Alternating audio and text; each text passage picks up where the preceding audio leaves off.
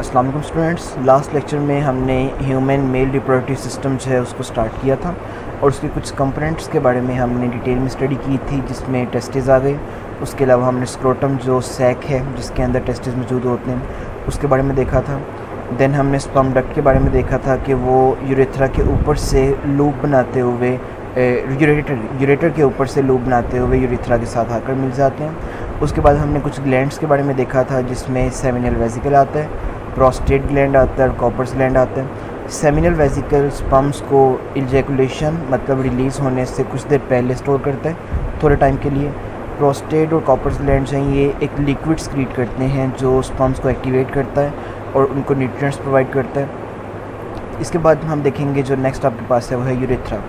Urethra ये नाली है जो कॉमन डक्ट है for urine and for sperms, कि इस नाली के ज़रिए जो वाइट कलर की इसी नाली के ज़रिए स्पर्म भी बाहर निकलते हैं और इसी नाली के ज़रिए यूरिन जो है यूरिनरी ब्लैडर से वो भी बाहर पास आउट होता है। जी, urethra is a tube which passes from the bladder through the centre of the penis to the outside of the body. तो पेनिस जो मेल रिप्रोडक्टिव आर्गन है, ठीक है, इसके सेंटर से ये नाली होके जो यूरिन है या फिर स्पर्म है उसको बॉडी से बाहर लेकर जाती है। Both semen and the urine passes और the body through the urethra. तो इसी के ज़रिए जो सीमन एंड यूरिन है वो बॉडी से बाहर पास आउट होता है। एक चीज़ यहाँ पर डिफरेंट है कि जो सीमन है और यूरिन है वो एट द सेम टाइम इस यूरेथ्रा से पास नहीं होते। एक टाइम में सिर्फ एक जो है या तो सीमन पास होगा या सिर्फ यूरिन पास होंगे। अब ये क्यों होता है इसके बारे में देखें, क्योंकि इसके बिल्कुल यूरिनरी ब्लैडर के बिल्कुल नीचे स्फिंक्टर मसल्स होते हैं, ठीक है, circular band of muscles called the sphincter muscle. ये क्या करते हैं कि जब इजैकुलेशन होनी होती है तो ये यूरिन के रास्ते को बंद कर देते हैं, ब्लॉक कर देते हैं। The sphincter muscle can be controlled to prevent urine from coming out of the bladder during release of the semen और इजैकुलेशन, ठीक है। तो इस दौरान जो है वो यूरिन पास आउट नहीं होता।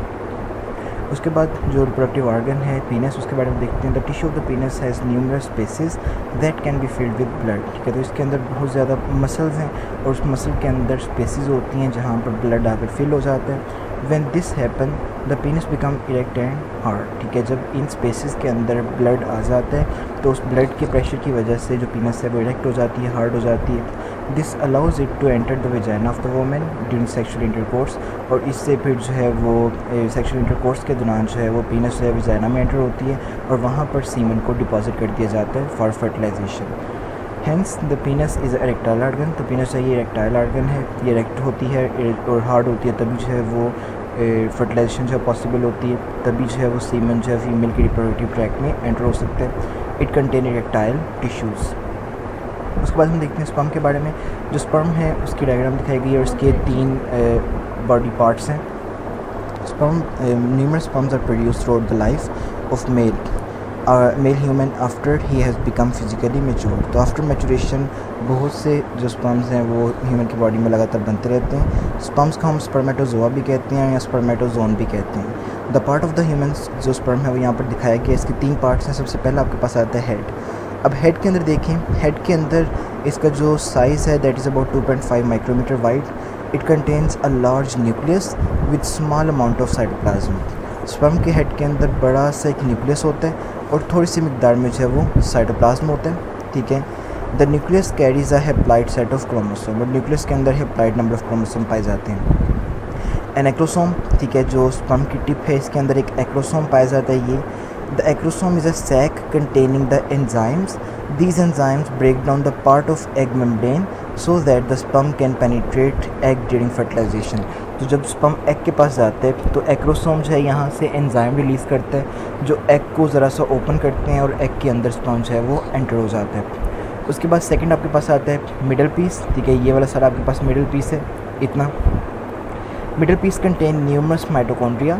Mitochondria provide energy for the sperm to swim to the egg. तो स्पर्म की जो एनर्जी है वो सारी की सारी मिडल पीस के अंदर मौजूद माइटोकॉन्ड्रिया प्रोवाइड करते हैं। And last one is the tell.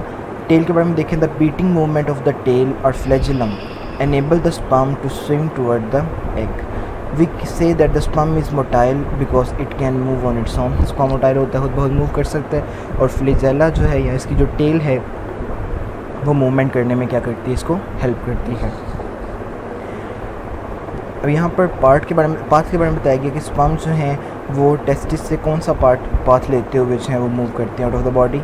तो टेस्टिस के अंदर स्पर्म प्रोड्यूस होते हैं, वहाँ से स्पर्म जो है वो एपिडिडमस में स्टोर हो जाते हैं। एपिडिडमस से स्पर्म डक्ट के ज़रिए मूव कर जाते हैं यूरेथ्रा में, और यूरेथ्रा से फिर बॉडी से बाहर रिलीज़ हो जाते हैं। ये बात हम यहाँ पर अगेन देख चुके हैं कि स्पर्म टेस्टिस में प्रोड्यूस होकर एपिडिडमस में स्टोर होंगे, एपिडिडमस के बाद स्पर्म डक्ट के बाद यूरेथ्रा, और यूरेथ्रा के बाद बॉडी से बाहर स्पर्म यहाँ से रिलीज़ हो जाते हैं। नेक्स्ट लेक्चर में हम देखेंगे फीमेल रिप्रोडक्टिव सिस्टम और उसके डिफरेंट कंपोनेंट्स को हम डिस्कस करेंगे।